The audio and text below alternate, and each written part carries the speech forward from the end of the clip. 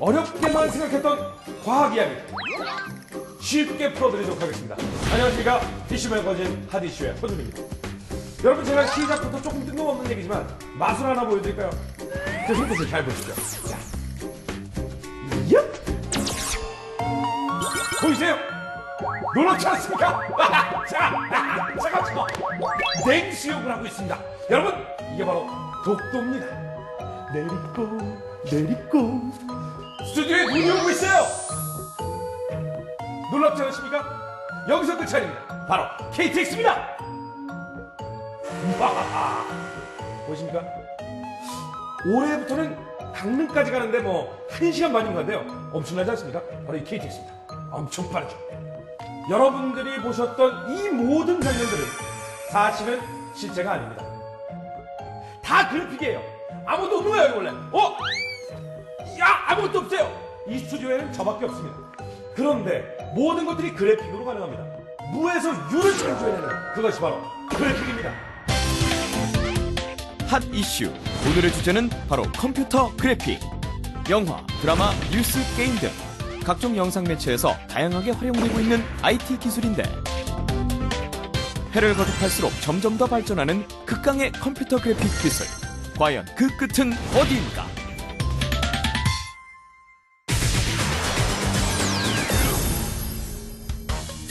오늘의 주제, 컴퓨터 그래픽.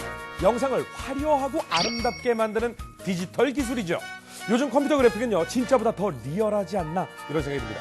물건은 기본이고요, 풍경과 움직임이 있는 유체까지 자유자재로 만드는 마술과 같은 느낌인데요. 일명 CG, 컴퓨터 그래픽.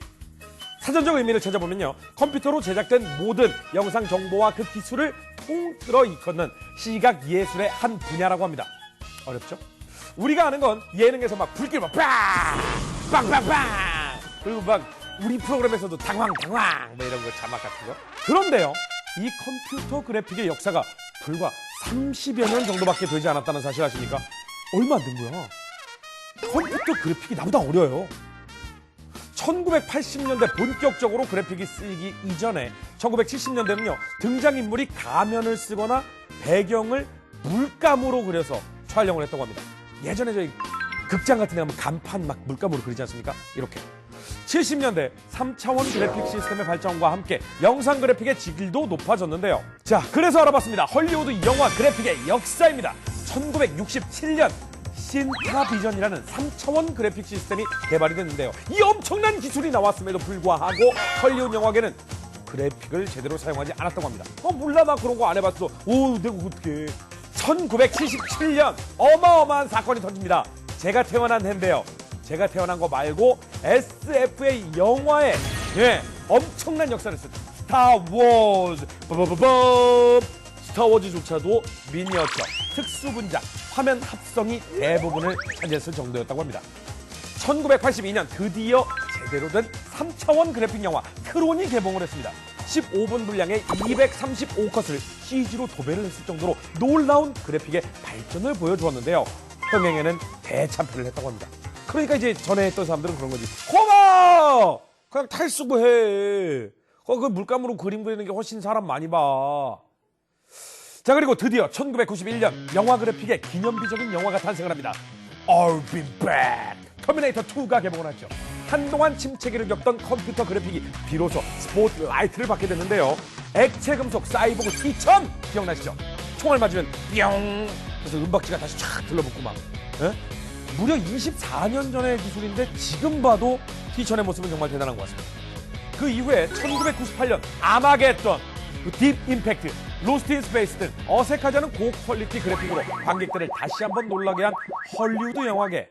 그리고 SF계의 혁명이 있었죠. 1999년! 매트릭스! 가만 있어봐. 그 총알이나 이런 것들은 그래픽인데, 그러면 그 키아누 리브스가 이렇게 한 것도 그러면 그래픽인가? 하긴 너무 많이 꺾이긴 했어, 허리가. 2001년 3D 애니메이션 영화 슈렉, 2007년 트랜스포머, 2009년 아바타에 이르기까지. 그중에 제 기억에 가장 강렬하게 남는 건 바로 반지의 제왕되었습니다. 콜롬, my precious. They stole it from us. 이 골룸의 등장과 함께 모션 캡처 연기자가 등장을 했습니다. CG 전문 배우죠. 앤디 서키스가 1인자가 아닌가라는 생각이 듭니다. 몸에 센서를 부착시켜서 배우가 연기를 하고요. 그 위에 모델링을 하면 완벽하게 재탄생을 하게 됩니다. 정말 CG는 대단한 것 같습니다. 이제 웬만한 CG는 관객들이 놀라지도 않을 것 같습니다. 믿고 보는 헐리우드 영화 아니지요. 우리나라 그래픽도 믿고 봅니다. 우리나라도 정말 엄청난 그래픽 기술을 보유하고 있는데요. 자세히 알아보기 위해 전문가를 모셨습니다. 안녕하세요. 반갑습니다. 네.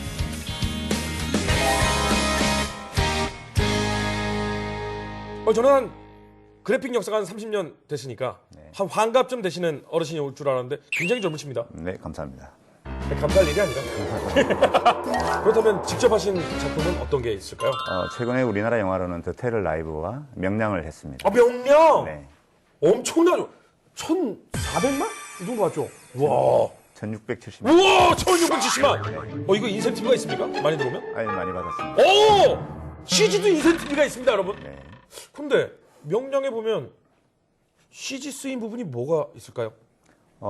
마지막 전투 장면 61분이 굉장히 유명했는데요. 그 중에서 한 90% 정도가 CG로 다 리서칭된 그런 장면입니다. 90%가요? 네. 그 명량에서 나오는 그 선상 전투 장면의 90%가 CG라고요? 그럼 비용도 엄청 많이 들었겠습니다. 예, 총 제작비 한 25% 정도가 CG로 사용되었죠. 네. 거기 보면 이제 신에게는 아직 12척의 배가 남아있사옵니다. 딱 이렇게 나오지 않습니까? 네. 그러면 그 12척이 그러면 몇 대나 진짜인가요? 실제로는 8척을 만들었고요. 실제로는 신에게는 8척의 배가 있습니다. 라고 하는 게 맞겠죠. 아니 그러면 일본 배는 200척 넘게 있었잖아요. 300척이 있었죠. 네. 네. 그럼 그거는? 다 CG였던 거죠. 그래요? 네.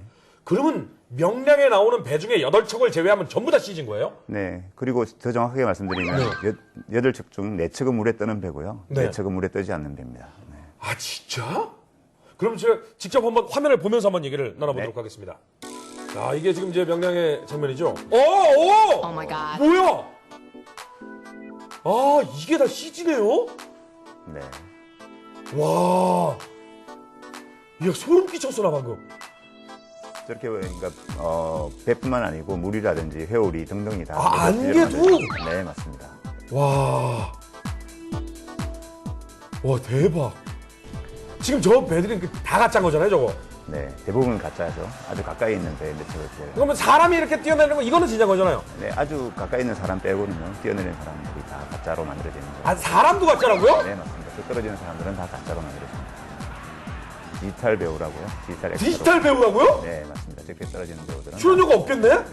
네, 대신 CG 기술자들이 많이 사용되는 거죠. 저 가짜 배우들에게는 출연료도 CG비네. 네, 그죠? 네, 그렇죠. 네. 그다음에 저기 야, 이 장면. 네, 영화 마지막에 충격으로 들어받으면서 일본 배들을 완전히 완파하고 다니는. 네, 이것도 다 CG네요, 그러면? 네, 맞습니다. 저 부서지는 많은 파편들이 다 그래픽으로. 그러면, 그래요. 뭐, 다른 거 다 이해하는데, 파도 같은 거는 다 진짜인 거잖아요. 네, 파도가 상당히 어렵고요. 저게 다 그래픽으로 만들어진 장면들입니다. 원래는 평온한 바다에서 촬영을 했고요. 그걸 이제 그래픽으로 만들어서 을돌목을 재현한 거죠. 올돌목에 그 회오리들이 다 평온한 바다인데, 회오리 치게 그래픽으로 만드신 거군요. 근데 저 물방울 튀기고, 이게, 와. 네, 저런 것들이 그래픽으로 상당히 어려운 기술이고요. 네, 우리나라에서 저렇게 만들기 참 힘든 기술입니다. 야. 그래요. 이 배들은 그래도 조금 네. 그럴 수 있다라고 생각했는데 저는 저 물살을 헤치고 나가는 저 장면 바다의 물결들 있잖아요. 네. 이건 당연히 진짜라고 생각했거든요. 네, 배가 있으면 당연히 물길도 있어야 되는 거고 배가 가짜면 CG로 물도 만들어지지 않겠습니까? 명량에서 중점적으로 들어간 기술이라면 어떤 게 있을까요? 가장 많이 들어간 중점적인 기술들은 저게 이제 유체를 만든 저는 플루이드 시뮬레이션이 가장 중점적인 기술이고요. 그다음에 이제 배들의 파편, 그다음에 디지털 액터 등등이 뭐 다른 영화에서 볼 수 없는 그런 중요한 기술이라고 생각합니다. 하긴 뭐 붓하고 물감이 있으면 누구나 그림은 그릴 수 있죠. 맞습니다. 근데 저라고 못 그리는 건 아니지만 피카소가 될 수는 없죠. 맞습니다. 그게 이제 중요한 거죠. 명량은 또 이제 배경 자체가 조선시대잖아요. 그러니까 어떤 조선시대의 느낌을 표현하기 위한 또 CG의 느낌이 따로 있나요? 조선시대의 느낌이라기보다는 우리나라에 촬영을 했을 때 어디든 뒤에 다리라든지 뭐 이런 현대 건물들이 나오지 않는 부분이 없지 않습니까? 그런 것들을 지우고 그러니까 조선시대의 느낌이라기보다는 바다를 다 메꾸는 이런 작업들은 기본적으로 굉장히 많이 사용되었던 거죠. 정말 우리나라도 이제는 그래픽의 강국이 아닌가 이런 생각이 드는데 또 이제 쭉 저희가 발전을 해온 과정이 있거든요. 예, 그 과정을 또 한번 살펴보도록 하겠습니다. 이 영화 구미호죠, 구미호. 네. 여긴 그래픽 기술이 어떤 게 쓰였을까요? 이 94년도 영화인데 형태가 전혀 다른 이미지로 변할 때 쓰는 모핑 기법이 CG가 쓰였습니다. 구미호로 변할 때 보시는 단계별로 변하는 모습들을 만든 건데요. 이게 모핑 기술이라고 합니다. 그러면 성형외과에서 왜 점점 늙어가는 모습이나 점점 어려지는 모습, 옛날의 얼굴로 돌아가는 거, 뭐 이런 것들이 모핑 기법입니까? 네, 맞습니다. 그런 것들이 모핑 기술을 할 수 있죠. 야, 퇴마로 저희 굉장히 좋아했습니다. 네. 예. 본격적으로 이제 CG가 쓰이게 된 영화가 맞는 거죠? 네, 맞습니다. 이때 아마 제작비 중에 상당 부분이 CG로 사용되었을 거고요. 특히 이 오량금 비행 장면이 아마 미리 촬영된 통로 뒤에 3D로 오량금을 만들어서 정교하게 그렇게 합성을 시킨 장면입니다. 월양검, 비명을 지르면서 날아다니는 검이었거든요. 네. 진짜 좋아했었는데. 이거 유명한 영화 괴물! 맞습니다. 이 괴물이 대사 한마디 없이 약 40억 원 정도를 받아간 주인공이었습니다. 아마 이 출연자 중에서 가장 많은 개런티를 받은 주인공이라 할 수 있겠네요. 이 괴물이 완성되기까지 엄청난 괴물들이 사라졌다 만들어졌다 했다는 거죠? 네, 한 2,000마리 넘는 괴물의 이야. 디자인이 디자인되어가지고 선택된 걸로 알고 있습니다. 야, 이 영화도 CG 많이 쓰였죠. 타워. 네, 맞습니다. 그동안 어떤 모션 캡처나 사물 CG 등이 대부분이었다면 이제는 없는 것을 만들어내는 기술까지 발전했습니다. 존재하지 않은 건물인 여의도에 108층짜리 쌍둥이 건물을 만들었고 거기에 불이 일어나는 굉장히 어려운 장면들을 만들어서 우리나라 최초의 거대한 재난 영화로 만들었죠. 우리나라의 CG 대표님 생각하시기에는 어느 정도라고 생각하십니까? 전 세계에 딱 나갔을 때. 기술적으로는 거의 헐리우드 수준에 가깝다고 볼 수 있고요. 다만 우리나라 영화가 헐리우드만큼 큰 대작의 영화가 만들어지지 않기 네네. 때문에 아직까지 그런 기술을 제대로 발휘할 수 있는 그런 기회를 부여받지 못한 게 좀 안타깝다고 생각합니다. 기술력만큼은 헐리우드하고 싸워도 도찐개찐이다. 네, 맞습니다. 도찐개찐이란 말은 좀 있나요? 왜냐하면 헐리우드는 기본적으로 영화 한 편 만들 때 CG 작업이 1년 이상 작업이 되고요. 1,000명 가까이 많은 사람들이 동원되어서 일을 하는데 저희들은 보통 한 6개월 정도의 작업에서 한 1,200명 정도의 사람이 동원되지 않겠습니까? 그러나 관객들이 볼 때는 같은 장면을 가지고 비교해 놓고 봤을 때 거의 비슷한 장면을 얻어낼 수 있다는 것은 저희들의 기술이 상당히 뛰어나다고 이야기할 수 있는 거죠. 뭐 대표님도 나름 이제 그 CG에 대해서 굉장히 뿌듯함을 갖고 계시겠지만 YTN도 또 CG에 또 일가견이 좀 있습니다. 네. 한번 보여드릴까요? 네. 자, YTN 뉴스에서도 컴퓨터 그래픽을 확인해 볼 수 있다? 정말? 이곳은 바로 녹화 스튜디오. 드디어 녹화 시작. 오히려 국제사회에서 가장 위협적인 테러 단체로 각인됐습니다. 그런데 앵커가 서 있는 곳은 텅 빈 블루 스크린? 여긴 어딘가요? 지금 여기 보시는 곳은 벌추얼 스튜디오, 가상 스튜디오라는 곳인데요. 지금 보시는 건 다 푸르지만 이제 여기에다 그래픽을 다 입혀서 시청자들이 보시기에는 화면이 그 해당 기사와 관련된 그래픽이 나올 거예요. 뉴스 그래픽 제작 과정은 어떨까요? 디자이너들을 찾아가 보니 다들 디자인하느라 여념이 없는데요. 대본이 따로 있는 건가요? 기자가 리포트를 작성해 오면요.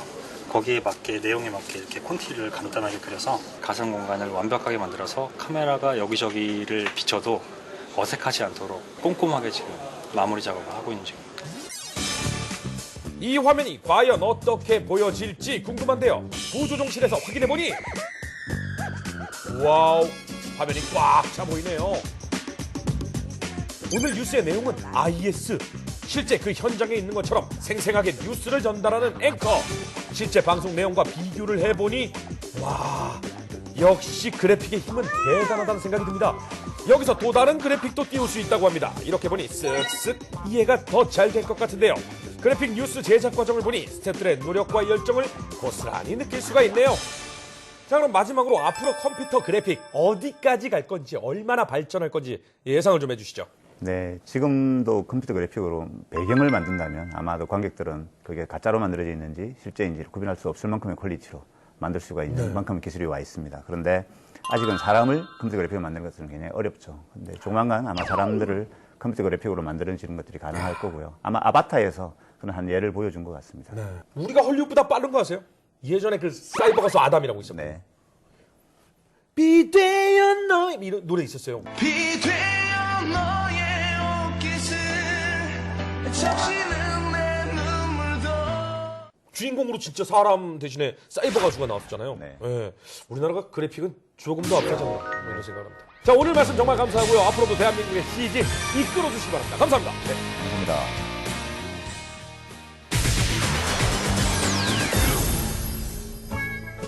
CG의 마법과 함께할 시간 어떠셨나요? 마법 보여드릴까요? 불나와라. 이것도 CG입니다. 정말 다양한 분야에 쓰이고 있는 컴퓨터 그래픽. 제 생각엔 앞으로 이 기술이 점점 더 발달해서 없는 공간을 만들어내는 것. 그럼 세계에 뭐 비싼 돈 안 들어가도 되잖아요. 그냥 집에서 오늘은 사이판, 라스베가스, 중국. 정말 집에서 모든 게 가능한 그런 미래가 곧 오지 않을까 이런 생각이 듭니다. 허준의 수다와 함께하는 신개념 IT 매거진 핫 이슈 다음 주에 조금 더 재미난 내용으로 찾아올 테니까요. 꼭 챙겨봐 주시기 바랍니다. 슉! 안 사라졌죠? 네, 이건 안 될 때입니다. 안녕히 계세요.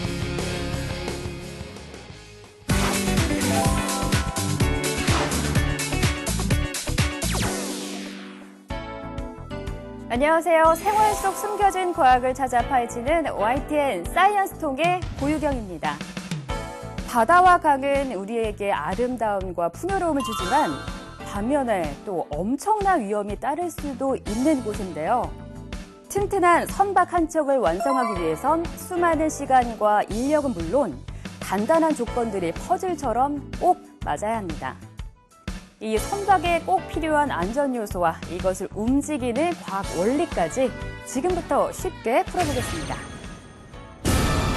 세계적인 걸작 영화 타이타닉의 명장면 모두들 기억하시죠? 그러나 영원할 것 같았던 아름다움 뒤엔 곧 엄청난 고통이 밀려옵니다. 수많은 희생자를 낸 이 참혹한 현장은 비단 영화 속 이야기만이 아닌데요. 안전특공대가 되기 위한 선박 속 이야기 함께 만나봅니다. 시리고 추운 겨울바다, 이곳은 전라남도 목포인데요. 대한민국에서 가장 많은 어선이 이동하는 곳이 바로 이곳 목포항입니다. 이른 아침부터 분주히 움직이는 선원들, 만반의 준비 태세를 갖춥니다. 인생의 반 이상을 바다 위에서 보내야 하는 그들. 엔진 시스템 모두 최상의 컨디션이고 스탠바이 완료되어 있습니다. 최상의 안전을 위해 각 항목을 빠짐없이 체크해야 합니다. 1년에 저희들이 평균 한 160일에서 180일 정도의 출동을 바다에서 생활하신다 보시면 됩니다. 오늘 이들이 이끄는 선박은 무려 1680톤짜리 대형 어선. 어떤 임무를 위해 출발하나요? 경계선에 있는 중국에서 분포를 보니까 한 100씩 정도가 무가 되게 들락날락 해가고 있어요. 그배들 지금 집중적으로 단속씩 나갈 겁니다. 무게만큼 막중한 임무를 위해 떠나는 배. 배가 제 역할을 다하기 위해선 수많은 시간이 소요됩니다. 하루 24시간이 모자라는 이곳은 근처에 위치한 한 조선소. 배를 이끄는 선원들만큼 중요한 역할을 하는 사람들이 또 있었습니다. 바로 배를 만드는 조선공들. 시간 가는 줄 모르고 쉴 틈 없이 움직입니다. 이게 티바라고 티바. 그러니까 뼈대. 한 척의 육중한 선박이 탄생하기까지는 보이지 않는 곳에서 수많은 공정을 거쳐야 하는데요. 과연 그 시간은 얼마나 될까요? 500톤에서 약 한 800톤짜리 이 정도면 약 4.5개월 정도, 1000톤에서 2000톤 정도의 클래스 정도면 약 한 6개월 정도 이렇게 소요가 되겠습니다. 보통 선박 한 척을 완성하는 데는 무려 1000명 이상의 막강한 인력과 전문 실력이 투입된다고 합니다. 쇳덩이와 불꽃의 흩날림은 아무것도 아닌 이곳에서 보안경과 마스크 착용은 필수. 조립, 의장, 도장부터 용접, 탑재, 그리고 건조까지 이 모두가 꼭 필요한 기본 과정인데요. 배의 이용도와 목적에 따라 배 만드는 작업 역시 만만치 않지만 그보다 더 중요한 일이 있습니다. 바로 바다 위의 안전과 편안한 항해를 책임지는 선박 안전 검사. 배를 만드는데 꼭 거쳐야 할 필요 충분 조건이죠. 도면이 승인된 이후에 그 도면대로 시설이라든지 기관, 선체, 의장, 전기 이런 부분들이 도면대로 시공이 되어 있는지를 검사하는 검사입니다. 배가 안전하게 제작되는지 검사하는 직원. 갑자기 무언가를 두드리기 시작하는데요. 이건 왜 두드리시는 거예요? 일종의 역류 방지 장치입니다. 이게 굳어버리면 소리가 안 울립니다. 그럼 굳어버리면 자기 기능을 못하기 때문에 그래서 이게 한번 두드려서 그 기능이 제대로 유지되고 있는지를 확인하고 있습니다. 배가 도면에 맞게 안전하게 설계되고 제작되는지 매년 중간 검사를 시행하는 안전검사원. 이 과정은 한치의 오차도 용납되지 않는 선박 안전의 핵심 임무입니다. 가장 어려운 부분이 뭐냐면은 그 설계 도면을 가지고 와서 그것을 1대1로 캐칭해가지고 선박을 건조하는데 그 부분에서 많이 오작이 많이 나오거든요. 그런 부분만 잘 캐치가 되면은 선박 건조하는 데 있어서는 전혀 문제가 없을 것 같습니다. 배를 운항하고 통솔하는 것 못지않게 중요한 것이 또 있었는데요. 바로 선박 안전 검사인데요. 튼튼하고 완벽한 배 한 척이 완성되기 위해선 도면 설계부터 건조, 출발, 또 사후 관리까지 모두 까다롭고 꼼꼼한 검사를 거쳐야만 하네요. 그런데 이뿐만이 아닙니다. 배를 안전하게 움직이는데 꼭 필요한 기계적 장치들이 뭘까요? 선박 속에 숨겨진 과학적 비밀, 다 같이 살펴보시죠. 아무리 안전해도 지나치지 않은 바다 위를 가르는 배. 이런 대형 선박들이 침몰하지 않도록 안전하게 이끄는 데는 특별한 기계적 장치가 숨겨져 있습니다. 선박 속 숨겨진 안전장치, 안티롤링 탱크. 대형 선박의 가장 기본적인 안전장치가 바로 안티롤링 탱크인데요. 과연 어떤 것인지 함께 살펴볼까요? 여기에 보시면 우측에 보시면 이 탱크들이 바로 엔티롤링 탱크들입니다. 여기 설치된 커다란 탱크 모양의 파이프관이 바로 안티롤링 탱크. 알파벳 U자형 모양의 탱크인 이것은 배의 흔들림, 즉 파도 위에서 일어나는 횡요를 줄이기 위한 장치인데요. 배가 기울어지면 탱크 안의 물도 함께 흔들리는데 공기 조절을 통해 기우는 곳의 방향의 반대쪽으로 물을 이동시켜 배가 균형을 잡을 수 있도록 조절하는 원리입니다. 다시 말하면 배가 파도 때문에 중심을 못 잡고 흔들리기 시작할 때 공기 밸브를 열어주면 물탱크 안 공기를 순환시켜 선박의 좌우 흔들림을 줄여주는 안전장치입니다. 이 탱크 안에는 해수 70%, 공기 30%로 구성되어 있고요. 탱크와 탱크 사이에는 공기관이 연결되어 있습니다.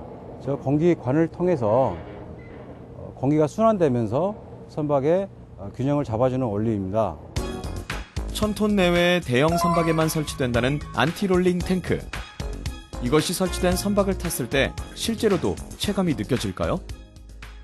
선박마다 적정한 주기가 있어요. 근데 그 주기가 너무 빠르거나 너무 느리면은 이제 선박에 승선하는 승무원들이 피로감을 좀 많이 느끼게 되고 멀미도 하게 되거든요. 근데 안티롤링 탱크가 저희 수평을 잡아줌으로써 저희가 조금 더 편안하게 생활할 수 있고 멀미도 조금 덜하고. 안티롤링 탱크가 대형 선박에만 설치된다면 모든 선박에 설치되는 필수 안전장치가 있습니다. 그것은 바로 배 밑에 달린 지느러미 모양? 선박 속 숨겨진 또 다른 안전장치, 빌지킬. 그럼 빌지킬의 모습을 확인해 볼까요? 이게 빌지킬입니다. 배 바닥에 설치돼 일반인은 발견하기 힘든 빌지킬. 바닥과 측면이 연결되는 구분 부분에 지느러미 모양의 얇은 판이 길게 붙어있는 모습인데요. 선박이 좌우로 횡요할 때 횡요 작용을 완충시켜주는 일종의 부재입니다. 쉽게 말하면 빌지킬은 배가 양옆으로 흔들리거나 뒤집어지지 않도록 방지하기 위한 장치인데요. 배가 기울어지려고 할 때 물을 밀어내는 저항을 발생해 파도로 인한 흔들림을 감소시켜주는 원리입니다. 또한 앞으로 나아가는 추진력을 발생해 지느러미와 같은 역할을 합니다.